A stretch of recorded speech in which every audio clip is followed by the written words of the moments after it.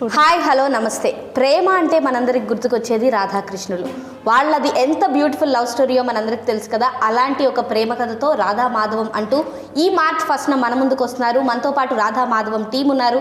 మరి ఇది ప్రేమ కథేనా, ఇంకా ఏమన్నా షేడ్స్ ఉన్నాయా, ఎలాంటి ట్విస్టులు ఉంటాయి, మూవీ ఎలా ఉండబోతోంది, బోల్డ్ అనే విషయాలు తెలుసుకుందాం. హాయ్ వినాయక్ గారు, ఎలా ఉన్నారు? సూపర్ అండి, మీలాగే సేమ్ ఎనర్జెటిక్.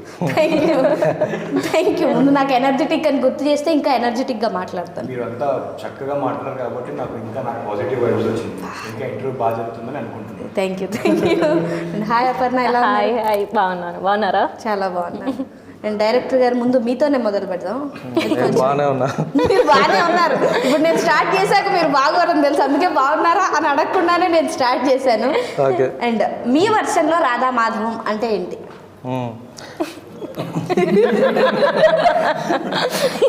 రాధా మాధవం ఒక బ్యూటిఫుల్ లవ్ స్టోరీ.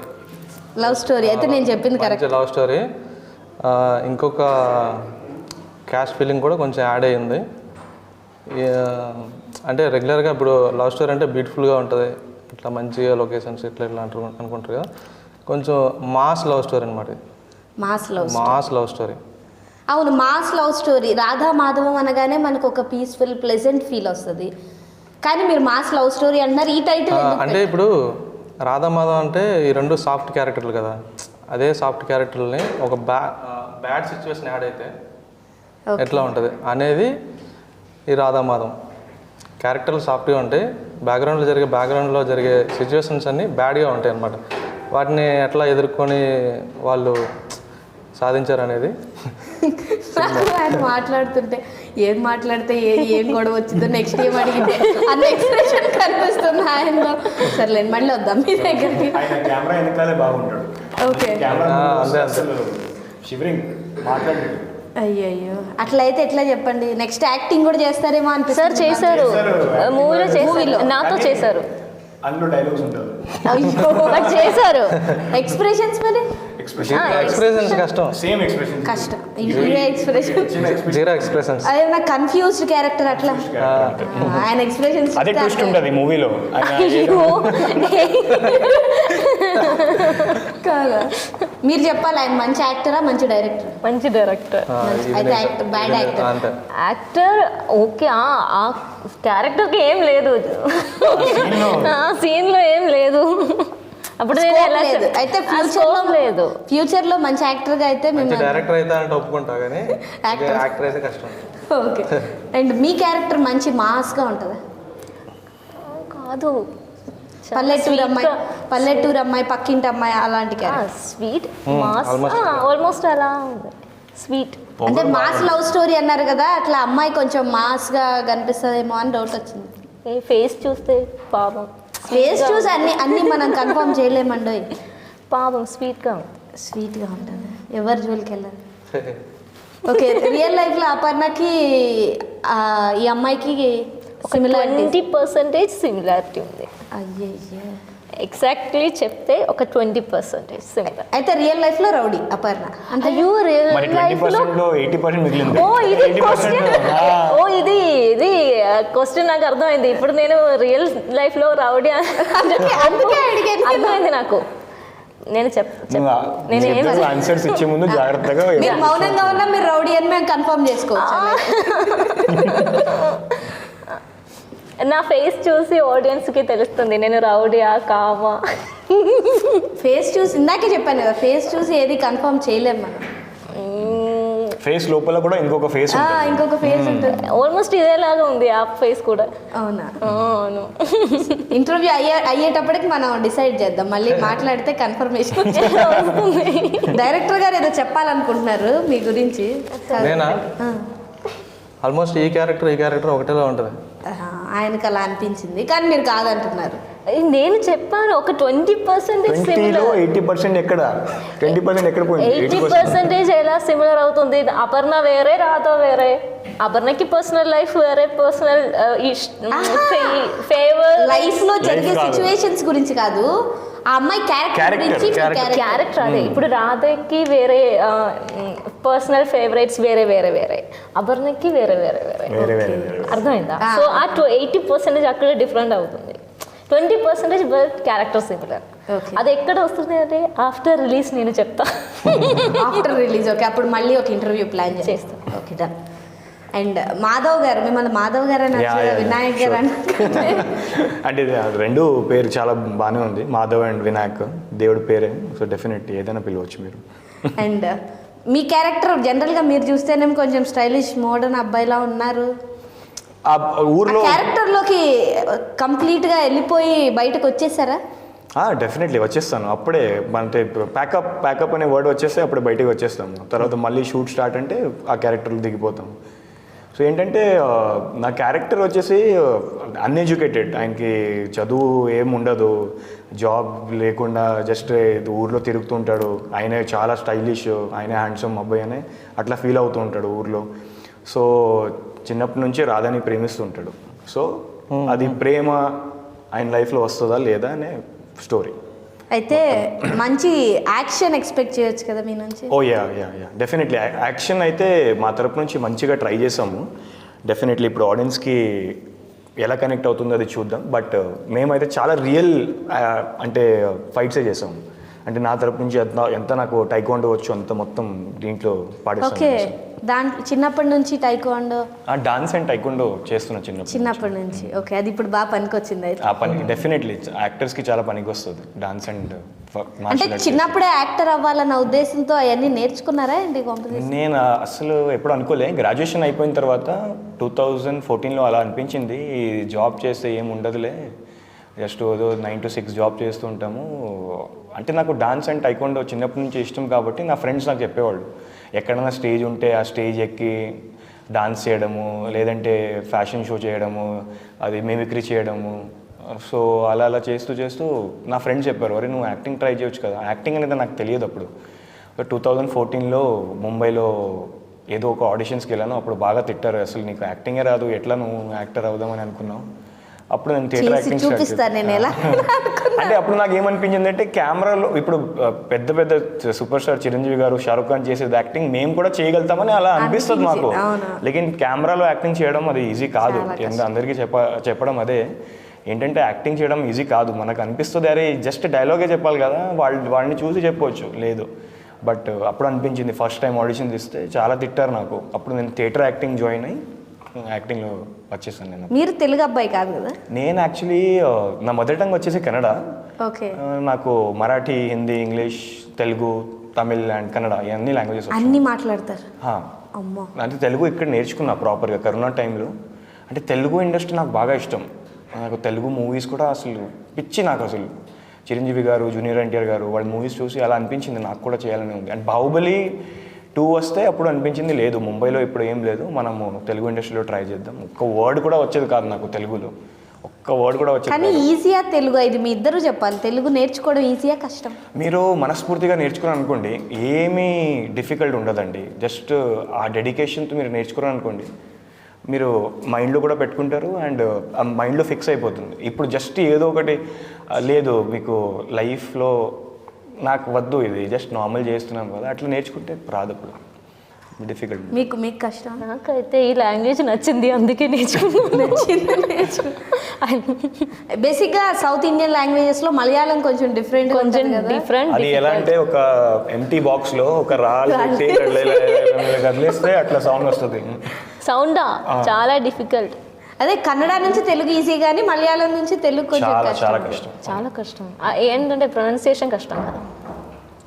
అండ్ మీ ఇద్దరు చెప్పాలి, ఆయన బేసిక్గా ఇంత సిగ్గు మొహమాటం చూపిస్తున్నారు కదా, జనరల్గా ఒక టేక్ చేసిన తర్వాత అది ఓకే అయిందో లేదో ఇలా సైలెంట్గా ఉండేవాళ్ళు, ఎక్స్ప్రెషన్స్ చూపించరు. ఆ కష్టం మీకు ఎక్కడన్నా అనిపించిందా? ఆయన టేక్ ఓకే అని ఎక్స్ప్రెషన్స్తో చెప్పేవాళ్ళ, లేకపోతే సైలెంట్గా ఉండిపోయేవాళ్ళు? నేను 3 years నుంచి జర్నీ చేస్తున్నాను. సో నాకు తెలుసు ఇన్ అండ్ అవుట్ ఏముందని మొత్తం తెలుసు నాకు. ఎక్స్ప్రెషన్స్ ఒకటే ఉంటుంది, అది స్టోన్ ఎక్స్ప్రెషన్స్ అంటాను యాక్టింగ్. స్టోన్ ఎక్స్ప్రెషన్స్ రాయికి ఉంటుంది ఒక ఎక్స్ప్రెషన్, నో ఎమోషన్. ఆయన మాట్లాడడంలో కూడా ఎట్లా అంటే ఓకే చలో right okay fine that's it okay అంతేముండదు. సార్ స్మైల్ చేసి నేను ప్యాకప్ డే చూసాను, అప్పుడు వరకు నేను చూడలేదు ఏంటంటే సార్ నాతో మాట్లాడలేదు అప్పుడు వరకు. అప్పటి వరకు మీతో మాట్లాడలేదు. జస్ట్ సీన్ ఎక్స్ప్లెయిన్ చేశారు సీన్ ఎక్స్ప్లెయిన్ చేస్తాను అందే. అపర్ణ ఇది కావాలి, మేడం ఇది కావాలి, అలాగే ఏదో మాట్లాడి సార్ ఓకే ఇది ఓకే. ఎక్స్ప్రెషన్స్ లేని వాళ్ళతో కొంచెం భయం చాలా కష్టం, అనిపిస్తుంది. చాలా కష్టం. వాళ్ళు ఏమనుకుంటారో మనకు అర్థం కాదు కానీ వాళ్ళ మనసులో ఏదో ఒకటి ఉంటుంది. వాళ్ళు నాకేంటంటే షూట్ జరిగేటప్పుడు ఆ టైంకి ఎన్నైతే సీన్స్ అనుకుంటామో అవి కంప్లీట్ అవ్వాలి. అందులో ఏది మిస్ అయినా సరే మళ్ళీ నెక్స్ట్ డేకి వెళ్ళిపోతుంది. Mind లో అవి run నెక్స్ట్ డేకి వెళ్తే మళ్ళీ నాకు పెద్ద ప్రొడక్షన్ కాదు కదా, అందరూ స్టార్టింగ్ కాబట్టి లిమిటెడ్ ఉంటుంది అంతా. ఈ రోజుకి ఇన్ని సీన్లు కంప్లీట్ చేయాలి, లేదంటే మేకప్ లేట్ అయితే లేట్ అవుతుంది, లేదంటే ప్రాపర్టీ లేట్ అయితే లేట్ అవుతుంది. నాకు ఇవన్నీ మైండ్లో రన్ అవుతూ ఉంటాయి. అప్పుడు నేను నవ్వుకుంటూ తిరగలేను కాబట్టి నాకు ఏదైతే కావాలో దాన్ని తీసుకోవడం కోసం నేను ఆలోచిస్తుంటాను. కానీ టేక్ ఓకేనా కాదా, బాగా చేశారా లేదా అని యాక్టర్స్ కొంచెం నోటితో చెప్తే వాళ్ళు అవన్నీ ఉంటాయి. అవన్నీ చెప్పాను. బాగా చేశారు అని ఎట్లా చెప్తారు మీరు? అరే చాలా బాగా చేసావురా, ఎమోషన్స్ వస్తుంది, బాగా చేసావు. మరి దారుణం అసలు. అపర్ణ బాగా నిజంగానే చేశానా అని డౌట్ వస్తుంది చెప్పే అదే దాంట్లో. మనం ఆ ఎమోషన్స్ ఎక్స్ప్రెషన్స్లో మనం తెలుసుకుంటాం. అరే నిజంగా బాగా చేసామని. ఎక్స్ప్రెషన్స్ ఉండదు, బాగా చేసాం అంటే స్టార్ట్ అయిన తర్వాత నెక్స్ట్ స్టార్ట్ వెళ్ళిపోవాలి కదా, మళ్ళీ దానిపైకి వెళ్ళిపోతాను నా మైండ్ అంతా. ఓకే, ఎక్కువ పొగిడితే మళ్ళీ నెక్స్ట్ బాగా చేయరేమో అన్న భయం. అన్ని ప్రతి ఒక్క డైరెక్టర్ అదే ఉంటుంది. విజనరీస్ అంతే. అండ్ మీకు లవ్ స్టోరీస్ అంటే బాగా ఇష్టమా? లవ్ స్టోరీస్ అంటే బాగా ఇష్టమే లేదు, అన్ని జానర్స్ ఇష్టమే నాకు. అన్ని genre. కానీ ఏ జానర్స్ ఏమన్నా చేస్తా. కాకపోతే నా అదృష్టం కొద్దీ ఫస్ట్ సినిమా అదే ఫస్ట్ లవ్ స్టోరీతోనే రావడానికి ఏమన్నా లవ్ స్టోరీస్ ఇన్స్పిరేషన్ ఇట్లా రియల్ లైఫ్ లో నా లైఫ్లో లవ్వే లేదు అసలు, నేను ఇన్స్పైర్ అవ్వలేను. కానీ బట్ ఏంటంటే నేను కొంచెం ఫిల్మ్ స్కూల్లో అన్నీ స్టడీ చేసి ఉన్నా కాబట్టి ఏ జానర్ని ఎట్లా డీల్ చేయాలనేది నాకు తెలుసు అనమాట. అందుకని నా దగ్గరికి సడన్గా యాక్షన్ వచ్చినా సరే, లవ్ స్టోరీ వచ్చినా సరే, ఫిక్షన్ వచ్చినా ఏది వచ్చినా సరే నేను హ్యాండిల్ చేయగలను అనమాట. అట్లా మీరు జనరల్గా అమ్మాయిలతో తక్కువ మాట్లాడతారా అనిపించింది అది నాకు. అంతే అందుకే లవ్ స్టోరీలు ఏం లేవని చెప్తున్నారు. పైగా తను చెప్పారు కదా ఇందాక, జస్ట్ అప్పుడప్పుడు మాత్రమే, అది కూడా సీన్ ఎక్స్ప్లెయిన్ చేయడానికి మాత్రమే మాట్లాడతారు. బట్ ఎప్పుడు మాట్లాడుతున్నారు? ఇప్పుడు అంటే మాట్లాడుతున్నారు, ఏదైనా సినిమా అయిపోయి. పర్పస్ ఉంటే మాట్లాడతాం, కానీ టైంపాస్కి ఓకే, మాట్లాడడం చిన్నప్పటి నుంచి ఇంతేనా సార్? అంతే. ఓకే, అందుకే మీకు ఎక్స్ప్రెషన్స్ పలకట్లా, మీకు అర్థం అవ్వట్లా. అమ్మాయిలు అయితే ఓవర్ ఎక్స్ప్రెసివ్గా ఉంటారు కాబట్టి వాళ్ళతో మాట్లాడితే మీకు కూడా కొంచెం ఎక్స్ప్రెషన్స్ వచ్చాయి. కానీ అంత అవసరం రావట్లేదు మనకి. మీకు కానీ నాకు ఎందుకో మిమ్మల్ని చూస్తే నెక్స్ట్ యాక్టింగ్లోకి వచ్చేస్తారు అనిపిస్తుంది. అమ్మో, ప్రాపర్గా పెద్ద డైరెక్టర్ అయిపోయిన తర్వాత అప్పుడు మనసు ప్రశాంతంగా ఉంటుంది కాబట్టి ఏదైనా మాట్లాడే అవకాశం ఉంటుంది. మీకు కూడా నేను యాక్టర్ అయితే వినాయక కాంపిటీషన్ వస్తుంది మళ్ళీ, అప్పుడు ఆయన డైరెక్షన్ చేస్తారు. చేస్తావా నువ్వు? డైరెక్షన్ నేను చూస్తాను. ఆయన ఇప్పుడు ప్రస్తుతానికి చిరంజీవి గారి లాగా ఛాలెంజింగ్ ఫేజ్లో ఉన్నారు. నువ్వు యాక్టర్ అబవ్ అన్నారు కాబట్టి అవి చూపించాలని ఆ ఫేజ్లో ఉన్నారు. ఫ్యూచర్లో మీరు అన్నారు కదా, నేను పెద్ద డైరెక్టర్ అయితే యాక్టింగ్ చేస్తాను, ఆయన పెద్ద యాక్టర్ అయితే డైరెక్షన్ చేస్తాను. Okay, deal okay. డైరెక్షన్ చాలా కష్టం అండి. అంటే యాక్టింగ్ ఏంటంటే జస్ట్ మనం యాక్టింగ్ చేస్తాం, ఒక్కటే క్రాఫ్ట్ ఉంటుంది మైండ్లో. డైరెక్టర్స్ ఏంటంటే 24 క్రాఫ్ట్స్, దాని గురించి తెలుసుకొని అన్ని డైరెక్షన్ చేయాలంటే ఈజీ కాదు. Directors work, they are called as the captain of the ship. So ప్రతి ఒక్క డైరెక్టర్కి హ్యాట్స్ ఆఫ్. అసలు ఈజీ కాదు డైరెక్షన్ చేయడము, ప్రొడ్యూసింగ్ చేయడము. It's not easy. మనకు అలా అనిపిస్తుంది. ఆ 24 క్రాఫ్ట్స్ తెలుసుకుంటేనే మనం చేయగలుగుతాం. అండ్ మీరు ఆయనతో 3 years నుంచి జర్నీ చేస్తున్నాను అన్నారు కదా, అప్పటి నుంచి ఇప్పటికి ఆయనలో వచ్చిన డిఫరెన్సెస్ ఏంటి? డిఫరెన్స్ ఏం లేదు, జస్ట్ రాధామాధవం అనే ఫస్ట్ మూవీ యాజ్ అ డైరెక్టర్గా వచ్చింది. ఏదైనా చెప్పు. ఇంకా ఏం చెప్తాను నేను, ఇంకా మూవీ వచ్చింది అండ్ బాగా కష్టపడ్డాడు. అండ్ అన్నపూర్ణ నుంచి డైరెక్షన్ కోర్స్ చేశాడు. సో వెంకటేష్ గారు మంచి ఆపర్చునిటీ ఇచ్చారు దాసరికి. సో ఇప్పుడు చూద్దాం. మీరు ఇక్కడ కూడా సినిమా గురించే ప్రమోట్ చేస్తున్నారు, ఆయన గురించి చేయాలి. ఆయన గురించి నేను ఏం చేస్తాం, అసలు ఇద్దరు ఫ్రెండ్స్ ఉంటే అది కొట్టుకుంటాం, కానీ అది పాజిటివిటీ. అందుకని ఆయన మీద ఏమైనా ప్రాంకులు చేయడం ఇట్లాంటివి ఏమైనా చేస్తారు? చాలా చేస్తాము, చాలా ఫ్రాంక్. ఇప్పుడు రెస్పాండ్ అవుతారా? అరే ఇది ఒక్కటే రియాక్షన్, దానికి కూడా ఫర్ ఆల్ ద సిచ్యువేషన్ ఒక్కటే రియాక్షన్ ఉంటుందండి. ప్రాంక్ చేస్తే కూడా మనం కరెక్ట్ ఆ ప్రాంక్ నిజంగా వర్క్ అయిందా లేదా కూడా తెలియదు, మనకే తిరిగి వస్తుంది అది. ఆమె మీద చేశారా ప్రాంక్స్? ఆమె మీద ప్రాంక్ అంటే ఆమెకు నేను బాగా హెల్ప్ చేశాను మూవీలో, అంతే. ప్రాంక్ అంటే ఏం లేదు, ప్రాంక్ ఆమె మీద ఎప్పుడు చేయలేదు. నేను కూడా చాలా డెడికేటెడ్గా నేను పనిచేసేవాడిని as an actor. Actor. Okay. And మీ ఇద్దరు తెలుగు నేర్చుకోవడంలో మీ ఇద్దరు ఒకరికొకరు హెల్ప్ చేసుకున్నారా? ఆయనకి నేను ఎందుకు హెల్ప్ చేస్తాను? యాక్చువల్లీ వినాయక్కి నేను నేర్పించా తెలుగు. ఓకే. షూటింగ్లో సీన్స్ జరిగేటప్పుడు అపర్ణకి వినాయక్ నేర్పించేవాడు తెలుగు ఓహో. డైలాగ్. అందుకని నా బిజీలో నేను ఉంటా కదా, ఒక మాటతో లేచి జేబులో చేతులు పెట్టుకుని వెళ్ళిపోదా మీరు నేర్పించలేదా? ఏంటి, నేను నేర్పించాను ఆమెకి, కానీ ఆయన నన్ను నేర్పించాడంటే ఆయన నేను మీకు అసలు నమ్మను. నేర్పించలేదా? అయ్యా, ఏదో నేర్పించడం అంటే Intentional గా కూర్చోబెట్టి అట్లా కాదు, మనం మాట్లాడుతుంటే పక్క నుండి విని నేర్చుకుంటాడు అంతే. విన్ని నేర్చుకున్నాను నేను. వీళ్ళు స్పష్టంగా నువ్వు ఇలా మాట్లాడు, నేను దాన్ని అలా పలకరించాలి, అవన్నీ ఏం చెప్పలేదు వీళ్ళు. నేను విన్ని ఏదో నేర్చుకున్నాను అది అంతే. అండ్ మీ ఇద్దరి మధ్య మంచి రొమాన్స్. యా, యాక్చువల్లీ నాకు మూవీలో ఏంటంటే మస్తు ఒక ఎలిమెంట్ ఉంది. ఆ ఎలిమెంట్ ఏంటంటే నేను ఆ అమ్మాయిని ఎప్పుడైనా కలుస్తాను కదా, ఏదో ఒకటి యాక్సిడెంట్ జరుగుతుంది నా లైఫ్లో. సినిమాలోనా? సినిమాలో రియల్ లైఫ్లో కాదు, సినిమాలో ఏదైనా అంటే ఆమెను కలిస్తేనే, ఆమెను ముఖం చూస్తేనే కింద పడిపోతాను, లేదంటే ఏదైనా వచ్చి నన్ను బండి. ఎందుకు సార్ అట్లా చేశారు పాపం? యాక్చువల్ అది స్టోరీలో ట్విస్ట్లు అనమాట అవి. ఓకే. అవి కూడా ఒక కారణం, ఒక పర్పస్ మీద. పర్పస్ మీద పర్పస్ ఉంది, పర్పస్ ఉంది అది యాక్చువల్లీ. ఆవిడేంటి ఏం పర్పస్ నాకు తెలియకుండా పర్పస్. అయ్యో పాపం సార్, అమ్మాయిలకి అలా పెట్టకూడదు. స్టోరీ ఎట్లా ట్రై చేస్తే వీళ్ళు అట్లా పెట్టకూడదు ఏంటి అమ్మాయికి ఏం కాలే, నాకే మొత్తం దెబ్బలు తగిలేదు నాదే కదా. అమ్మాయి కారణం అని ఎలా అంటారండి? అందరూ ఏం చెప్పారు?